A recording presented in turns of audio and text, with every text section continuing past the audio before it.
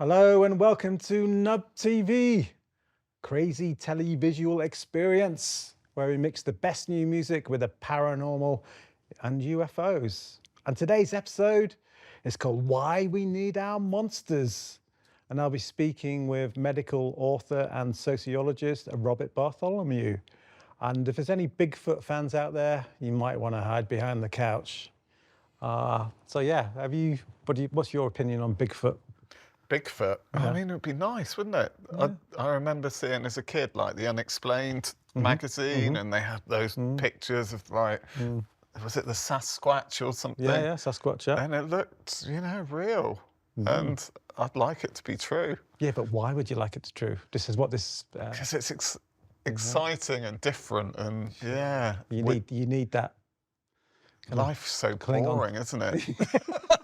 That it's just nice to have something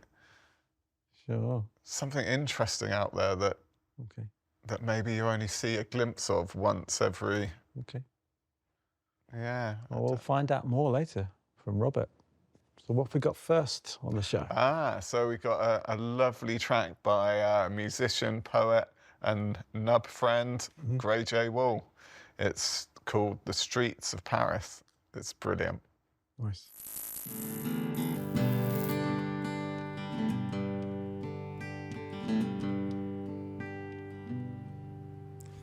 I've been walking these streets in Paris for at least 100 years. My feet are tired, my head it hurts, and the rain won't disguise my tears. We've met before, I'm certain, but maybe you chose not to see.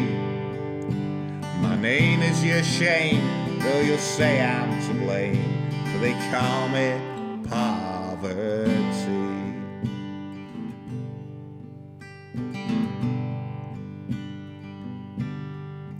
I've been trying to meet my maker in these doorsteps and alleys at night. Though I've tried for so long, I just cannot go on. I'm too tired to put up a fight. Have you seen my friend around, mister? Maybe she's flown overseas, but I swear she exists. I remember her kiss, and her name was Liberty.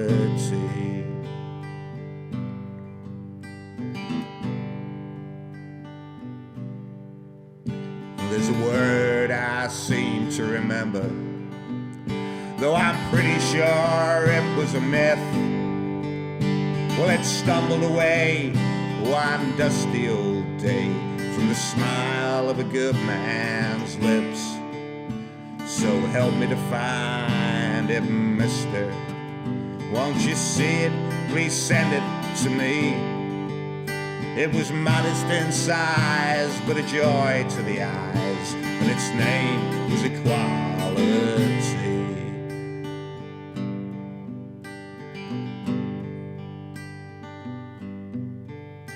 This world is a mystery, beholden by the poor, downtrodden, and lost. Yeah, that was a simple video, but a brilliant song, very emotive, very personal, I think. He has that Dylan-esque feel to his music, and yeah, like you say, you can tell he's a poet. Yeah. He's a poet and he don't know it. Yes, he does know it. Can't believe I said that on TV. The show improves. Sometimes simple's just effective, isn't it? And in that case, yeah, that video really works, I think. Okay, warning now, any Bigfoot monster fans, you might want to hide behind the sofa. I'm speaking now with Robert Bartholomew on why we need our monsters. Okay, our next guest on Nub TV is Robert Bartholomew. He's an author, and he says a sympathetic skeptic on things paranormal and a bit weird. Welcome, Robert, to Nub TV. It's a pleasure to have you. Thank you. I've got a few topics I'd like to cover because I know you come from a more sociological kind of, what's the word? scientific background. Scientific background, yeah. Yeah. Slightly more rational than a lot of our guests. So there's a few areas I'd like to cover. First of all, seen some comments that you've made on Bigfoot, mainly, going to Sasquatch in the US. I mean, what are your thoughts there? Do you think we're dealing with a real cryptid, or is it all mass hysteria? Look, I don't think it's possible that Bigfoot is a flesh and blood creature, because you've got millions of hunters, some of them with AK-47s in the United States, going through the woods every year. And throughout the entire history of the world, there's never been any fossils, body, bones, or DNA evidence. And people say things like, well, it's Giganopithecus from 800,000 years ago. No, it's not. It's not roaming through the woods. Somebody would have found it by now. And these things have to die, right? The only way Bigfoot could exist, I think, if it's some kind of interdimensional paranormal creature, and I don't even know what that means, but I mean, because you never find the body. No. I mean, what about the casts of footprints like people like Grover Krantz have found, and how do you explain those? Well, people used to see fairy footprints in the sand as well. I want to see more reports, if Bigfoot's real, of people seeing Littlefoot or a mother Bigfoot jiggling off into the distance, right? But you don't see that. It's always like Father Bigfoot, and I guess the mother and the baby are up in a cave somewhere. And then you have all these big storms and all these fires in the Pacific Northwest and storms hitting Britain. What's Bigfoot doing then? Has Bigfoot managed to survive? How come they don't find like Bigfoot bodies when they start going through these areas afterwards? But they don't. And that's the interesting thing about it. You never find the body. That's really interesting. I never thought of it from that kind of point of view. I mean, so what do you make of all the kind of video footage that you see out there? Is it faked, or is it just misidentification? Well, there's a lot of fuzzy stuff, and that's probably misidentification. And the really good, clear stuff, I tend to think, are hoaxes. Sure. That Patterson film back in the 1960s that everybody raves about. I mean, it looks like somebody in a suit to me. I mean, I think at times I can almost see the zipper. And I want to believe, I really do, but I need to see, at the very least, the dead Bigfoot on my lawn or something, right?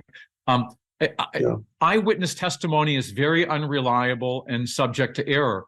You can just ask all the people who have been I guess we can't, because they were executed based on what? Based on eyewitness testimony. And so I can remember when I was a student in Queensland, Australia. And one night I was up in the graduate laboratory, and this girl came up to me and she says, "Robert, you're a fantastic dancer." And I said, "What?" She said, "I saw you last night in the city and you were fantastic." And I said, "No, that wasn't me. I wasn't there." And she goes, "Oh, yes, it was."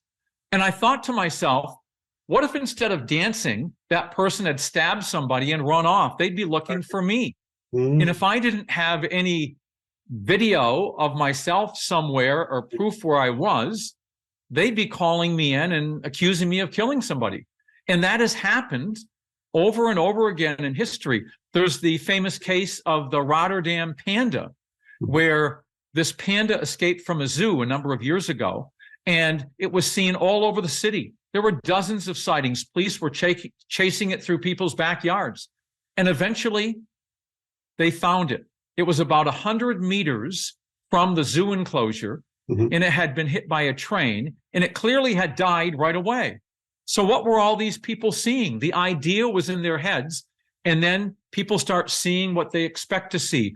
If you believe in Bigfoot, a rustling in the bushes becomes Bigfoot, a light in the sky becomes a extraterrestrial, and a wake on a lake becomes the Loch Ness Monster. So do you think there's something human inside us that kind of needs to believe? I know you say you want to believe, I want to believe, but I think maybe we need to believe in something else through our material. That's right. Okay. The answer to the Bigfoot mystery won't be solved by looking in the woods and searching for a remnant of human beings, but by looking inward at the human mind and at what deep-seated psychological needs are being fulfilled. In other words, why we need our monsters. Okay, I'm crying now. I feel a bit down about. I mean, on Nub TV, we're exploring these unexplained phenomena. Yeah. And obviously, you know, people who watch our show and ourselves, we need to believe in something, you know, something bigger than us, I guess. And that's what Robert's hinting at, really.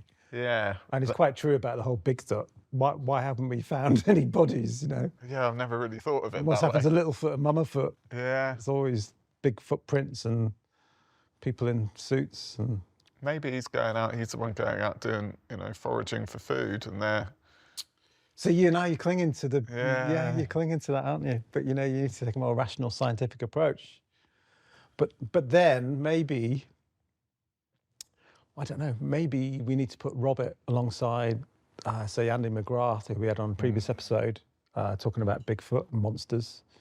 And Andy's quite a believer, and he thinks there's scientific proof for these things, whereas Robert's no, there is no proof. It's more the kind of need in us. We see things because we want to believe them. Yeah. So, I mean, all kids have a fear of monsters, don't they? So why is that? Is that something to do with an innate... yeah, survival, isn't it? I guess. Yeah. You know, instinctive survival, I think. So yeah. Anyway, let's cheer up. We'll be hearing more from Robert soon about why we need our monsters.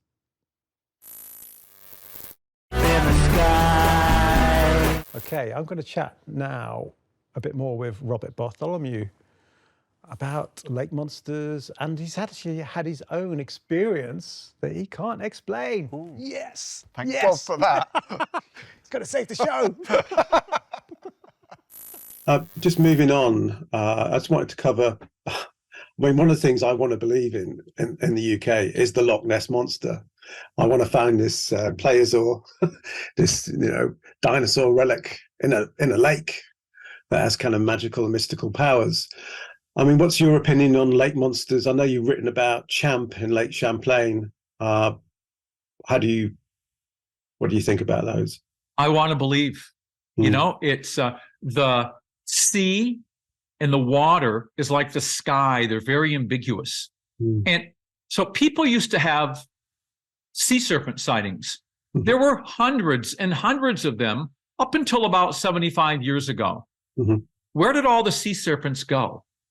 So I want to believe in the Loch Ness Monster, but I think what's happening is that most people don't realize that human perception is very fallible, and you tend to see what you want to see. Loch Ness Monster sightings tend to go in waves, and that doesn't make sense because the two major theories are it's a plesiosaur or it's a zeuglodon. And both of these creatures, which are now believed to be extinct, are air-breathing whale-like mammals that have to come up for water. Sure. And with Lake Champlain, you'll get years go by without a sighting, and then you'll have 20 or 30 sightings within a short period of time, usually preceded by a spectacular initial sighting. And so I think the media drives these, people start to scrutinize it much more closely, and then they see what they want to see and see what they hope to see. Because look, if I go outside at night and go into my backyard and really want to believe in Bigfoot, if I look long enough, I'll see something I can't explain. Or if I really want to see a space alien, if I look at the sky long enough, or if I want to see the Loch Ness Monster, if I stare at the lake long enough, eventually I'm going to see something I can't explain. And that could be making me part of one of the most exciting mysteries in the history of mankind. So it's exciting, it's fun, and there's a seductive lure. It's like ghosts, right? It's not just someone sees a ghost. Ghosts are potentially evidence for life after death. So there's a real lore there. And my thing always is with ghosts, if ghosts are real, how come they're not naked? How come people always see them with clothing? If it's somebody's spirit leaving their body, how come they have clothing on? I never understood that. No, that's a really good point. I mean, so are you a bit skeptical about the paranormal in general? Because I've spoken to some very genuine people who have seen and experienced paranormal things that have happened to them that can't be explained.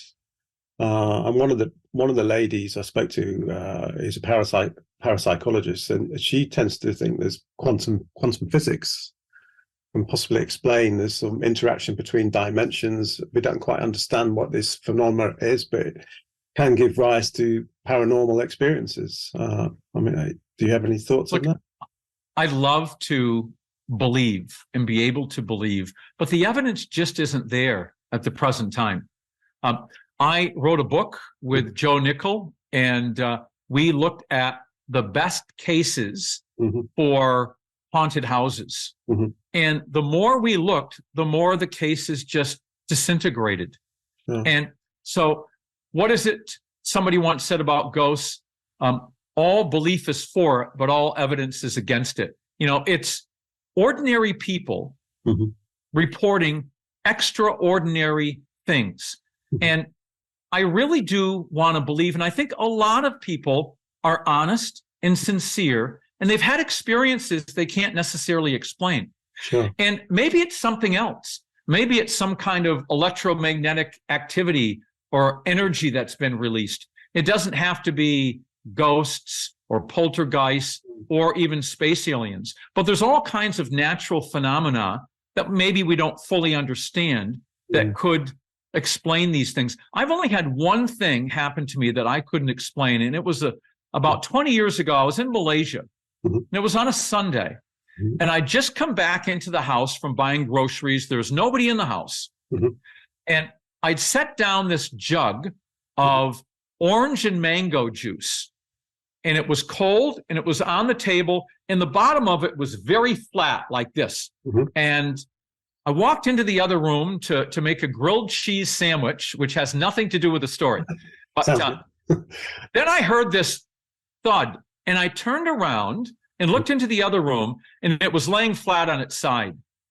And there's just no way that heavy jug could flip over like that. There's no other animal in the house. And I just walked straight outside. Right. And it's like, what just happened? Yeah. And I thought to myself, well, it wasn't space aliens. I'm going to tick that off the list. I don't think it's ghosts. I just can't explain it. But something did happen, and science at this point in time can't explain what it was. Yeah, so even, you know, a sympathetic skeptic, Robert Bartholomew, proper scientist, sociologist, you know, very rational, he's had something that's happened to him that he can't explain. He can't use conventional science to explain what happened to him. It doesn't say it's supernatural or paranormal, but something has happened that conventional science can't explain. That I find fascinating, not the Bigfoot thing and people in suits, but having something move in his house that he can't explain, and there's no, you know, the laws of physics can't explain as they stand at the moment. Yeah. So that is fascinating. Maybe that experience has drawn him to want to find things true. Well, yeah, he's a sympathetic skeptic. He wants to believe. Yeah, yeah. Like we all do, I guess. Maybe that's something in all humanity, that we searching for that divine, that kind of thing that's bigger than us. Yeah. Maybe all the while it's within us. Okay, sound like a Zen Buddhist now. Yeah. But, you know, please, people out there watching the show, all 25 of you in North Hertfordshire, message us and let us know what you think about these things. Yeah. Yeah. We'd love to hear your experiences. Paranormal or otherwise. Let us know. Yeah. So what have we got last on the show? So what have we got next? Actually, this will lift up. Yeah. So it's Professor B and the Army of Love, and the song's called Tough Times. But even though it's, the message might sound a bit down, like once you listen to it, you just feel like everything's going to be all right again, don't you? Yeah. I love it. That's probably the most chilled out, happy song we've had on Nub TV. Yeah, and it's called Tough Times. I know. It's there you go. It's got a lovely reggae vibe, and I know. I had little bits of the specials in there as well, and yeah, Great track. yeah, Be great to see them live sometime. yeah. Oh, I'd yeah. love it. Do they play in England much, or Yeah, I think so. Yeah, yeah. In Yeah. London, yeah. That's good. nice? Voice. I'll have to check them out. Yeah. So yeah, like we said, please get in touch with us, Nub TV. You can find us. We're streaming all over the world. We've got a brand new channel, so watch that as well. And the truth is out there, the rock and roll truth. Watch Nub TV. Ah, I need to sing a song. Yay! It's that time. All right.